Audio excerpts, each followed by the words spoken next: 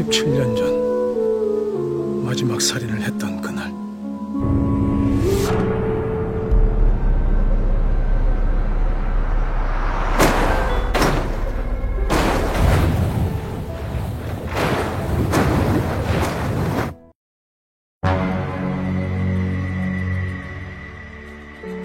Bagaimana jika seorang mantan pembunuh berantai mencoba untuk mengungkap sebuah misteri pembunuh berantai lain yang menargetkan gadis-gadis muda, di mana putrinya menjadi salah satu target dari sang pembunuh. Tapi itu akan menjadi hal yang sangat sulit ketika dirinya sendiri punya semacam penyakit ingatan, di mana pada akhirnya dia dibuat bingung apakah ia sang pelaku atau itu semua adalah perbuatan dari orang lain. Film ini sangat keren sob, karena punya dua ending yang sangat bertolak belakang. Di film ini juga bisa membuat kita tuh tahu bahwa kehidupan seorang pembunuh itu sangat mengerikan. So, langsung aja.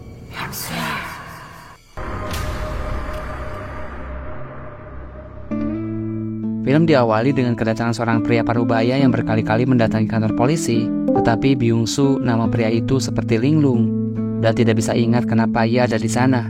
Tak lama setelah itu, seorang gadis cantik bernama Eun-hye datang. Ternyata ia adalah anak dari Byung-soo. Eun-hye pun segera mengajak ayahnya untuk makan, lalu memberikannya sebuah alat perekam agar bisa membantu Byung-soo dalam mengingat.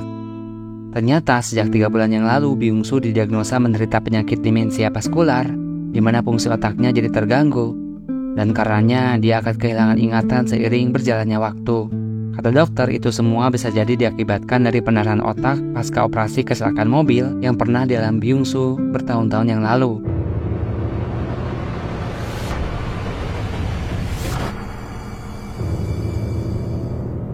Pada keesokan harinya, terdengar berita penemuan mayat seorang wanita berusia 20 tahunan, di mana ini adalah kasus yang kedua. Polisi mengidentifikasi kasus serupa yang terjadi 1 bulan yang lalu, yang kemungkinannya ini adalah pembunuh berantai, di mana pelakunya ini disinyalir adalah orang yang sama.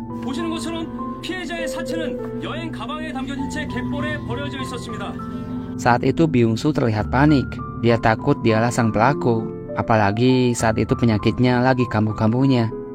Ia pun segera memeriksa sepatunya, tetapi sepatunya itu terlihat bersih, yang menandakan dia tidak terlibat. Saat itu menjelang malam, Byung-soo lalu melarang putrinya yang akan pergi keluar rumah karena dia khawatir sesuatu terjadi karena pemberantai kini menghantui kota. Namun putrinya itu meminta Byung-soo untuk tidak terlalu khawatir karena menurutnya tidak terjadi setiap hari, dan malah menyuruh Byung-soo untuk berhati-hati ketika menggunakan kompor. Byung-soo yang takut ingatannya akan hilang, mulai menulis sebuah jurnal tentang pembunuhan yang pernah dia lakukan dahulu. Saat itu tahun 1971, di mana korban pertama Byung-soo ini adalah ayahnya sendiri yang sering mabuk dan juga berjudi.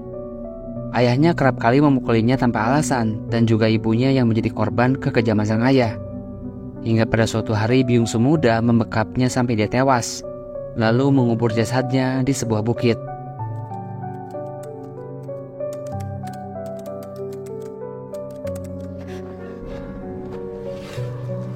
Berhari-hari Byung-soo mengurung dirinya sendiri di kamar sambil ketakutan. Tetapi lama-kelamaan dia sadar bahwa dia tidak juga ditangkap. Byung-soo akhirnya berkesimpulan salah dan keliru jika di dunia ini membutuhkan pembunuh seperti dirinya untuk menyingkirkan orang-orang jahat. Mulai saat itu Byung-soo mulai melakukan pembunuhan berikutnya, dan kebanyakan korbannya ia kubur di sebuah hutan bambu, hingga menurut dirinya ini bukanlah pembunuhan, tapi sebagai penyucian dari orang-orang jahat yang tak pantas untuk hidup. Karena penyakit demensia yang semakin parah, Eun-hye lalu memasukkan dirinya ke kelas puisi untuk melatih ingatannya. Tapi Byung-soo tidak menyukai kelas itu. Tuan Choi membacakan puisi karya Byung-soo yang bertema pembunuhan yang mengerikan. Tapi justru Choi sangat kagum dengan puisi Byung-soo yang seakan-akan menggambarkan bahwa ia adalah seorang psikopat sejati. Seorang wanita bernama Yeonjo sangat menyukai Byung-soo, bahkan ia terus mengikutinya. Byung-soo terlihat kesal. Di pikirannya dia ingin menghabisi wanita itu. Tapi Byung-soo nggak mau lagi karena dia sudah berhenti sejak 17 tahun yang lalu, di mana ada suatu peristiwa yang membuatnya berhenti total. Saat itu ia mengalami kecelakaan mobil setelah ia melakukan job desk terakhirnya, yaitu menghabisi seorang wanita yang sekarang ia sudah tidak ingat lagi alasannya. Karena pada waktu itu ia mulai kehilangan ingatannya ketika ia sampai di rumah. Setelah kejadian tersebut, ia pun memutuskan untuk menjadi seorang ayah saja dan merawat putrinya.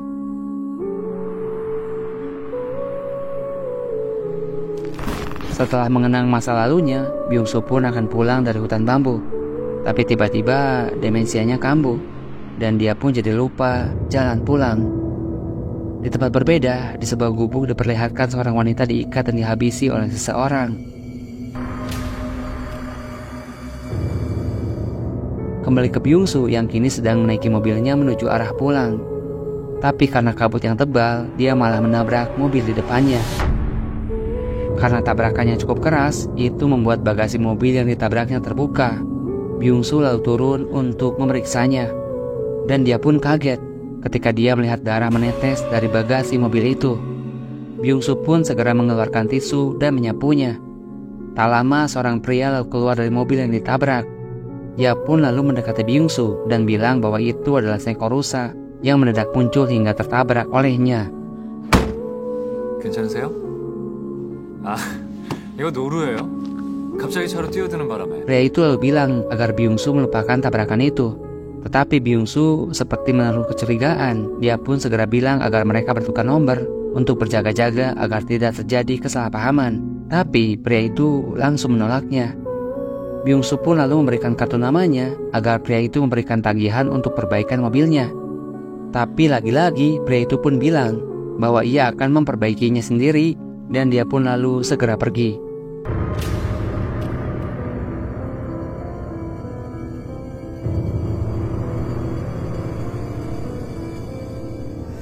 Agar tidak lupa akan kejadian itu, Byung-soo pun mulai merekamnya. Sebagai mantan seorang pembunuh, Byung-soo yakin bahwa pria tersebut adalah pembunuh seperti dirinya. 10일 저녁 6시 45분 저놈은 살인자다. Di rumah, Byung-soo mencoba memeriksa darah yang diambil tadi. Ternyata itu adalah darah manusia, karena rusa tidak memiliki golongan darah O. Byung-soo pun kemudian berpikir, apa jangan-jangan pria itu adalah pembunuh berantai yang sedang dicari-cari polisi? Ia pun juga bingung, apakah pria itu mengenalinya seperti ia yang mengenali pria itu yang adalah seorang pembunuh?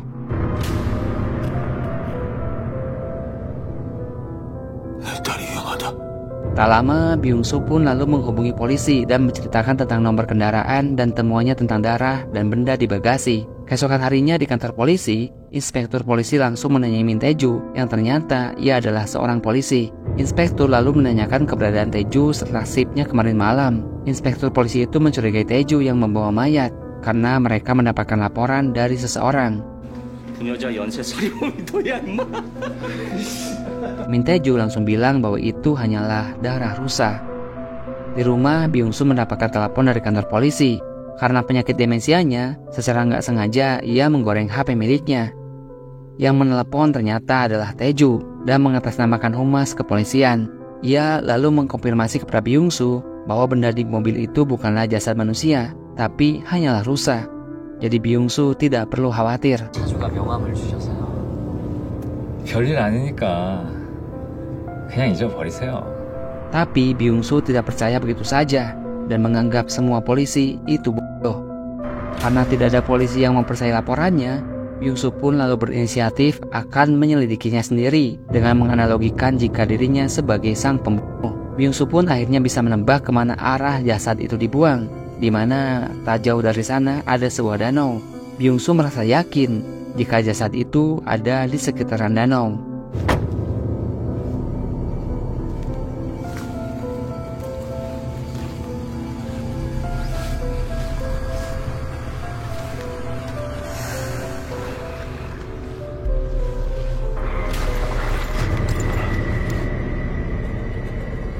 Keesokan harinya, Tae-ju yang melihat proses evakuasi jasad korban terdiam tanpa ekspresi.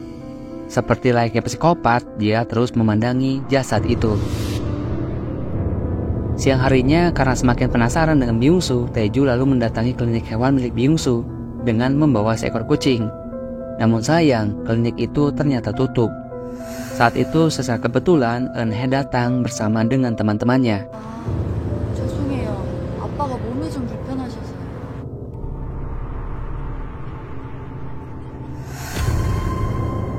Di tempat berbeda, Byung-soo meminta tolong ke temannya yang seorang polisi untuk mencari tahu tentang plat nomor sebuah mobil. Byung-soo pun beralasan jika mobil itu menabraknya lalu kabur. An pun langsung mengiyakan permintaan Byung-soo. Di sisi lain, Tae-ju terus mengikuti Eun-hye, bahkan memberinya tumpangan untuk pulang. Kembali ke Byung-soo, dia terlihat panik karena sudah larut Eun-hye tak kunjung pulang. Di saat bersamaan, demensianya kembali kambuh. Dari kejauhan, Byung-soo malah melihat wanita yang mirip korbannya yang terakhir ia habisi 17 tahun yang lalu. Dia pun mencekiknya, tapi ternyata itu adalah putrinya, dan Byung-soo ternyata hanya berhalusinasi. 내 머리는 기억을 잃어가고 있지만 만약 자사고가 나의 망상이라면 Karena kondisi yang semakin memburuk, Byung-soo ingin agar ia masuk panti jompo, namun ditolak oleh putrinya. Setelah itu, Byung-soo pergi mengunjungi kakaknya.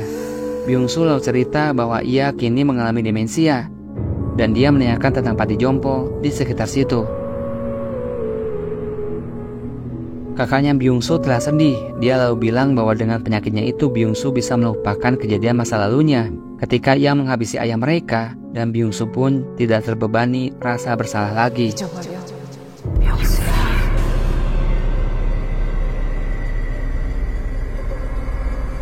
Di kelas puisi, setelah mendengarkan Mr. Choi membacakan puisi, Byung-soo pun segera pergi. Tapi Yeonjo lagi-lagi mengikuti Byung-soo, bahkan sengaja masuk ke dalam mobil Byung-soo. 그러면은 진짜 어떤 거를 좋아하세요? 시 쓰는 거 말고. 죽이는 거. Di tengah jalan, Byung-soo tiba-tiba melihat putrinya sedang bersama seseorang, dan itu adalah Tae-ju. Tapi ketika melihat Tae-ju, Byung-soo malah tidak mengenalinya. Byung-soo sempat meminta Eun-hye untuk segera pulang, tapi dihalangi oleh Yeonjo. Tae-ju lalu memperkenalkan dirinya sebagai pacar dari Eun-hye, dan dia adalah seorang polisi. Byung-soo mencoba mengingat-ingat wajah Tae-ju karena ia merasa familiar, namun Byung-soo ternyata sudah lupa. Di dalam mobil, Byung-soo masih penasaran, namun karena penyakit demensianya, ia sepertinya telah lupa. Bahkan, Byung-soo lalu menurunkan Yeonjo di tengah jalan, karena ia juga jadi tidak mengenali Yeonjo.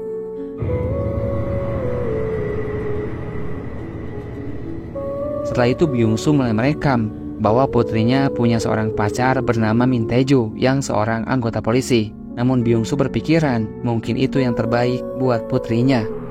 Di sisi danau, Eun-hye lalu bertanya, apakah Tae-ju terkejut dengan sikap ayahnya? Tae-ju lalu bilang bahwa semua ayah pasti tak ramah kepada pacar putrinya. Tae-ju pun melanjutkan bahwa sebelumnya dia pernah bertemu dengan Byung-soo karena kecelakaan kecil. Anehnya, kok Byung-soo tidak mengenalinya? Eun-hye lalu bilang bahwa ayahnya mengidap demensia. Tae-ju pun lalu bilang bahwa waktu itu mereka mengalami kecelakaan di daerah Aewol. Tae-ju sangat penasaran kenapa ayahnya ada di daerah itu. Eun-hye pun lalu menjelaskan bahwa dulu ayahnya pernah membeli tanah di sana dan sekarang ditanami pohon bambu. Dari dulu ayahnya memang sering pergi ke sana. Alasannya untuk menenangkan diri walaupun ia sering tersesat karena penyakit yang dideritanya. Sementara itu di tempat Byung-soo, An lalu bercerita bahwa 17 tahun yang lalu, gadis yang ia sukai diindikasi menjadi korban pembunuhan berantai. Meskipun begitu, ia tak pernah tahu di mana sang pembunuh menyembunyikan jasadnya. Ia juga sangat marah dan ingin menangkap sang pembunuh. Ia juga berpikir bahwa kejadian kematian misterius akhir-akhir ini ada hubungannya dengan si pembunuh. 설마 Saat akan pergi, An lalu bilang bahwa plat mobil yang Byung-soo minta untuk diselidiki ternyata itu milik Tae-ju, yang juga seorang anggota polisi divisi info kantor pusat. Ironisnya, Byung-soo malah lupa ketika dia pernah meminta bantuan temannya itu. Byung-soo lalu berpikir, kenapa nama itu terasa familiar? Ia lalu segera memeriksa rekamannya, dan akhirnya dia pun ingat bahwa Min Tae-ju adalah pacar anaknya saat ini. Dan dia juga ingat bahwa Tae-ju adalah sang yang pernah dia temui dulu. 모두 동일한 수법. 동맹 군대를 칼로 잘라서 피를 쏟아냈다. 내가 놈을 알아본 것처럼. 오형, 사람의 피다. 차량 번호 20로 8588 은색 소나타 10일 저녁 6시 45분. 매월 삼거리에서 접촉사고. 저놈은 살인자다. Karena panik, Byung-soo lalu segera menghubungi putrinya yang ternyata sedang ada di bioskop bersama Taeju. Tapi ketika sampai bioskop, penyakitnya tiba-tiba saja kambuh. Byung-soo malah keasikan menonton film yang sedang diputar dan bukannya mencari Eun-hye. Namun ketika filmnya selesai, dia pun tersadar. Dan ya jelas panik dong. Byung-soo pun lalu berlari mencari Eun-hye ke sana kemari. Hingga sampailah dia di kantor polisi. Dengan panik, ia pun berteriak bahwa sang pembunuh berantai menculik anaknya. Tapi keadaan di kantor polisi yang lagi chaos, maka petugas pun tidak menanggapinya. Kabar baiknya saat itu Byung-soo menerima telepon dari Eun-hye yang ternyata sudah berada di rumah. Setelah sampai di rumah, Byung-soo lalu menjelaskan tentang Min Tae-ju kepada putrinya yang adalah seorang pembunuh. 난 민태주 알고 있어. 알아. 아빠가 태주 씨 차 박았다며. 그리고 경찰에 살인범이라고 신고했다며. 그래, 민태주 그러면 살인범이야. Tapi justru Eun-hye lah yang mencurigai ayahnya, karena tempat TKP itu tak jauh dari hutan bambu milik ayahnya. Apalagi saat itu Eun-hye melihat sepatu ayahnya yang penuh dengan lumpur. Byung-soo mulai bingung, tetapi akhirnya Byung-soo sangat yakin bahwa Taeju adalah seorang pembunuh dan berharap Eun-hye mempercayainya. Byung-soo akhirnya paham maksud dari Taeju mendekati anaknya, yaitu untuk mengkambing hitamkan dirinya sebagai pelaku yang tak pernah ia lakukan. Selanjutnya Byung-soo mengambil sampel darah korban yang ia simpan dan diberikan kepada An untuk diperiksa lebih lanjut. Itu juga sebagai barang bukti bahwa Min Tae-ju adalah benar-benar seorang pembunuh. 형님, 그 사람 경찰이라니까. 경찰이라고 뭐가 달라? 예, 뭐 일단 제가 An lalu bilang bahwa hasil lab seminggu kemudian akan keluar. Di tempat berbeda, Taeju kedapatan menjemput Eun-hye yang pulang bekerja. Namun tiba-tiba Byung-soo datang memaksa Eun-hye untuk masuk ke mobil. Setelah itu, Byung-soo pun lalu berkata kepada Taeju bahwa ia tahu Taeju adalah seorang pembunuh seperti dirinya. Byung-soo tidak peduli Taeju mau bunuh siapa. Tapi ketika Taeju masih nekat mendekati Eun-hye, Byung-soo kemudian mengancam akan mencabik-cabik tubuhnya lalu menguburnya. Di mobil, Eun-hye bersikeras bahwa Taeju adalah orang baik dan tidak seperti dugaan ayahnya. Tetapi Byung-soo melarang Eun-hye untuk bertemu dengan Taeju lagi, setidaknya seminggu dari sekarang sampai semuanya terkuak.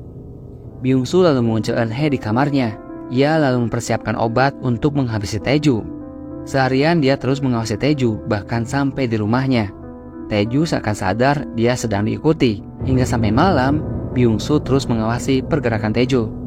Rencananya dia akan melakukan aksinya ketika Taeju tertidur. Tapi malam itu, demensianya perlahan mulai kambuh. Byung-soo pun berusaha melawan penyakitnya itu.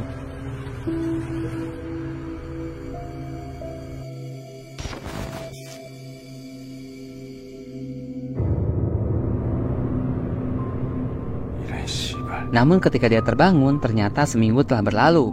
Hari itu Taeju mengunjunginya dan berencana untuk menikahi Eun-hye.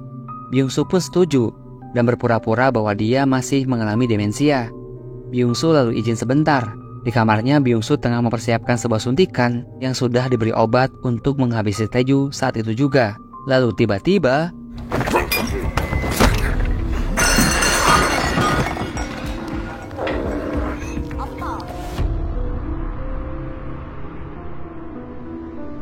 ternyata itu cuma khayalan saja. Setelah itu, Taeju pun pulang. Byung-soo lalu melihat bekas cekikan di leher putrinya.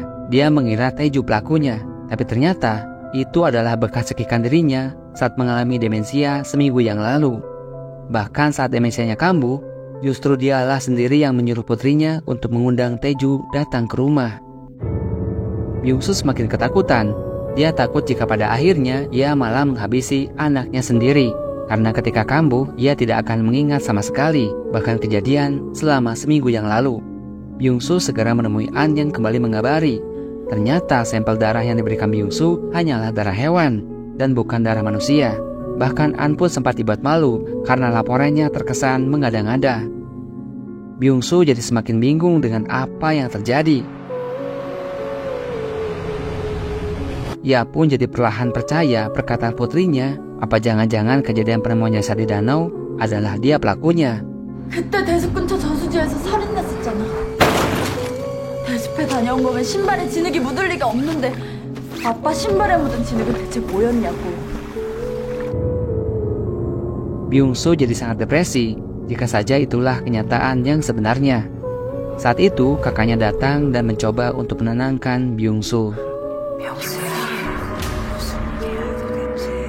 내 머리가 죽어가. 자꾸 잊어버려. 내가 할래. 내가 하지 말아야 할래. 잠시 오래된 기억도 없어지면 나중에 내 딸 얼굴도 못 알아볼 거고. Tiba-tiba Byung-soo masuk ke dalam kamarnya. Di sana dia melihat almarhum ayahnya sedang membaca jurnal miliknya. 병수야. 병수야. Tapi ketika Byung-soo bangun, ia sudah terikat tali. Dan ternyata Tae-ju ada di sana sedang berusaha mengganti isi jurnal milik Byung-soo. Agar tidak ada bukti yang mengarah ke dia, serta pembunuhan yang Tae-ju lakukan akan mengkambing hitamkan Byung-soo. Tae-ju lalu bertanya, kenapa Byung-soo tidak jadi membunuh Yeonjo? Karena menurut jurnal, Byung-soo sangat ingin menghabisi wanita itu. Lalu Tae-ju pun mengambil HP milik Byung-soo dan menghubungi Yeonjo. Setelah tersambung, Byung-soo segera menutup telepon itu. Di akhir scene, akhirnya Tae-ju menyuntikkan obat bius hingga Byung-soo pun pingsan. Ketika terbangun, ikatannya sudah terlepas. Byung-soo segera mencari putrinya, lalu memintanya untuk tinggal sementara dengan bibinya. Meskipun ia tidak mau, tetapi Byung-soo bersikeras memaksa putrinya. Ia pun memesan taksi dan berpesan pada kakaknya untuk menjaga Eun-hye. 요새만 좀 돌봐줘.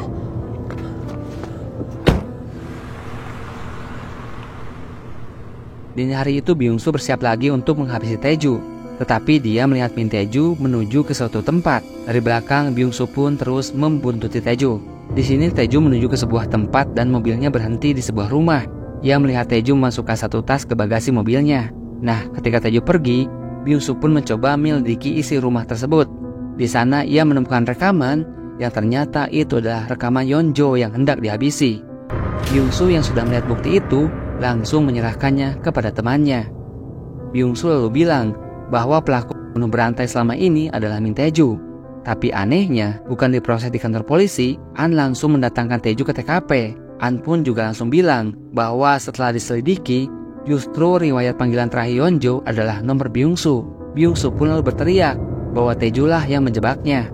Tapi polisi bilang bahwa Byung-soo lah yang mengarang alibi dan menuduh Tae-ju. Lalu Tae-ju pun menanyakan di mana keberadaan Eun-hye karena sudah berhari-hari dia tidak bisa dihubungi. Awalnya Byung-soo menolak mengatakannya, tapi setelah didesak oleh An bahwa dirinya akan melindunginya, Byung-soo bilang bahwa putrinya ada di tempat yang aman bersama bibinya yang seorang suster.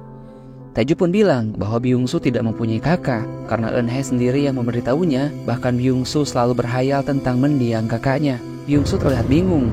Lalu Tae-ju pun memprovokasi Byung-soo untuk menghubungi kakaknya. Keadaan semakin membuat Byung-soo frustasi ketika dia tidak menemukan nomor kakaknya. Ia pun segera kabur dari sana dan menuju ke biara tempat sang kakak. Tapi kenyataannya sob, biara itu sudah lama tidak diurus. Dan Byung-soo pun baru ingat ternyata kakaknya sudah lama meninggal saat dia masih SMA. Perlahan pun ingatannya 17 tahun yang lalu mulai kembali. Dan korban terakhir wanita yang ia habisi 17 tahun yang lalu adalah istrinya sendiri karena dia berselingkuh darinya. Dan yang lebih menyedihkan lagi, ternyata Eun-hye bukanlah anak kandungnya, tetapi ia anak dari hubungan gelap istrinya. Jadi setelah menghabisi istrinya, dia berencana untuk menghabisi Eun-hye. Tapi tengah jalan mobilnya mengalami kecelakaan. Setelah sampai di rumah, tiba-tiba saja ingatannya mulai kabur. Dan Byung-soo pun jadi lupa akan niatnya. Lalu polisi pun mulai menggali di sekitaran hutan bambu itu. Di sana mereka menemukan banyak sekali tulang belulang. Dan ada satu jasad baru yang diperkirakan adalah Yeonjo. Kembali ke Byung-soo, sambil mendengarkan rekamannya dia berencana untuk menyuntik dirinya sendiri karena dia semakin yakin bahwa dirinya adalah pelaku yang sesungguhnya dan bukanlah Min Tae-ju yang tidak bersalah. Tapi dia terhenti saat ada suara putrinya yang bilang bahwa dia sangat menyayangi ayahnya. Tiba-tiba terdengar rekaman saat kejadian pas malam Byung-soo diikat oleh Tae-ju dan ketika jurnalnya diganti. Byung-soo jadi semakin yakin bahwa kejadian malam itu benar-benar terjadi dan bukanlah mimpi. Yang menghabisi Yeonjo adalah Tae-ju, tapi dibuat agar dirinya terlihat sebagai pelakunya. Byung-soo pun jadi ragu kalau dialah otak pelaku pembunuh berantai baru-baru ini. Atau jangan-jangan sejak awal memang dia sudah dijebak oleh Tae-ju dengan memanfaatkan penyakit demensianya. Sementara itu pihak kepolisian kemudian segera menangkap Byung-soo. 2 orang polisi akhirnya datang ke rumah. Byung-soo pun melawan dan berhasil melumpuhkan 2 polisi tadi. Tapi tiba-tiba ingatannya perlahan kembali. Ternyata waktu itu Eun-hye tidak menaiki taksi, melainkan menaiki mobilnya Tae-ju. Byung-soo pun segera menghubungi An dan menunjukkan bukti rekaman suara Tae-ju yang mengaku sebagai berantai. Dan ada kemungkinan dia juga akan menghabisi putrinya.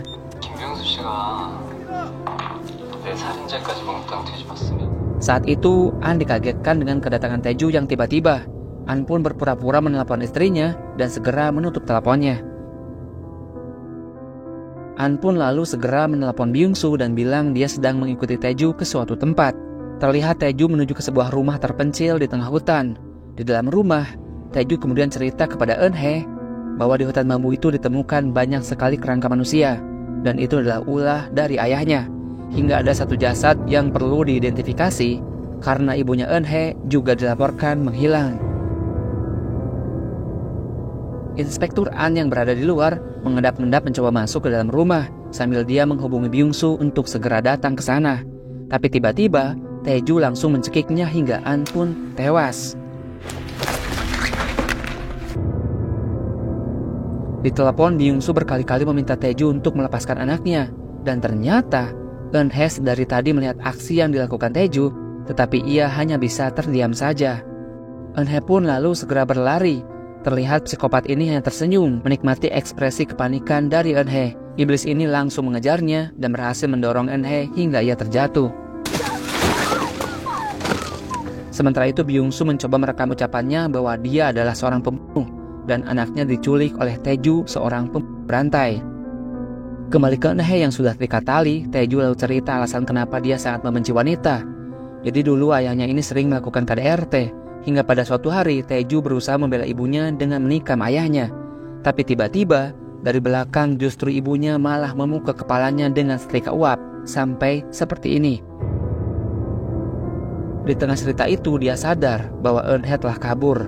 Namun dia yakin dengan kondisinya terikat, Eun-hye pasti hanya bersembunyi. Dia pun melihat mobilnya dan mencoba mencari Eun-hye. Tapi tiba-tiba Byung-soo dengan kecepatan penuh menabrak mobil Tae-ju.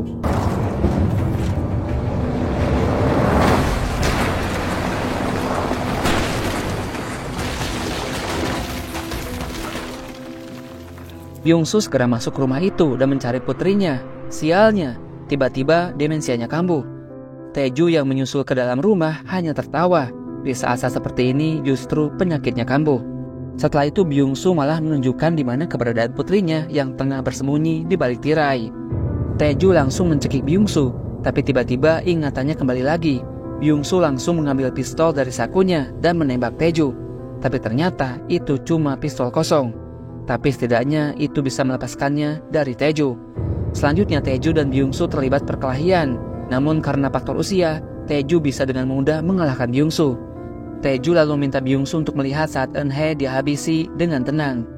Di tengah keadaan yang lemah, Byung-soo sekuat tenaga berusaha menghentikan Tae-ju. Sampai akhirnya Tae-ju pun terjatuh.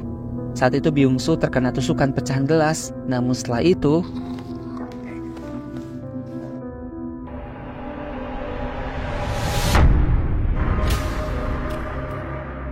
Eun-hye menangis mengetahui ayahnya seorang berantai.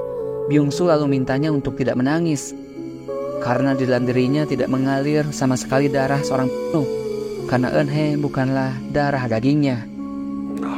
내 딸이 아니야. 그러니까 나는 살인자의 딸이 아니야. Setelah scene yang mengharukan, tiba-tiba Byung-soo menyadari bahwa Min Tae-ju tiba-tiba menghilang, atau memang sejak dari awal dia tidak berada di sana. Polisi akhirnya datang dan mengamankan TKP. Byung-soo kini sudah berada di dalam rumah sakit.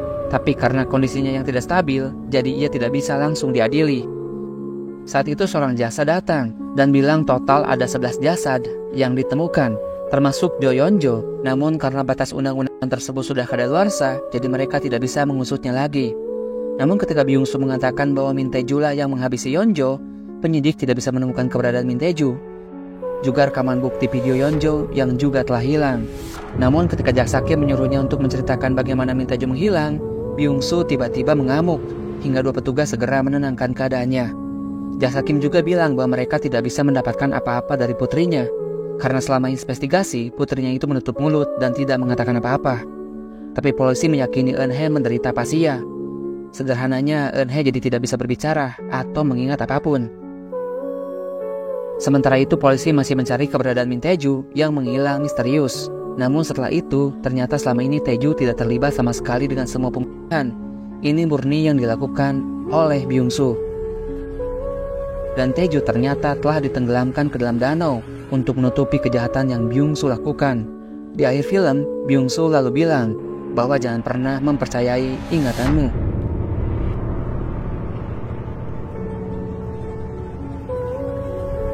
Setelah scene yang mengharukan, akhirnya polisi mengamankan TKP dan terlihat jasad Min Tae-ju yang terbujur kaku. Byung-soo akhirnya berada di rumah sakit. Dia pun kemudian menjelaskan semuanya kepada jaksa. Namun karena batas undang-undang tersebut sudah kadaluarsa, jadi mereka tidak bisa mengusutnya lagi. Sementara untuk kasus Jo Yeon-jo dan 2 orang lain, Min Tae-ju ditetapkan sebagai tersangka meskipun dia telah tewas. Di tempat lain, Eun-hye menerima barang-barang ayahnya dari polisi. Ia pun memutar rekaman suara ayahnya. 김명수, 난 살인자다. 난 지배환자다. 네가 지금 만나러 가는 사람은 민태주다. 그놈은 연쇄 살인범이다. 그녀는 내 딸이다. Terlihat Byung-soo yang dikunjungi oleh Eun-hye, tetapi dia sudah tidak bisa ingat lagi. Byung-soo mengira itu adalah kakaknya yang mengunjunginya.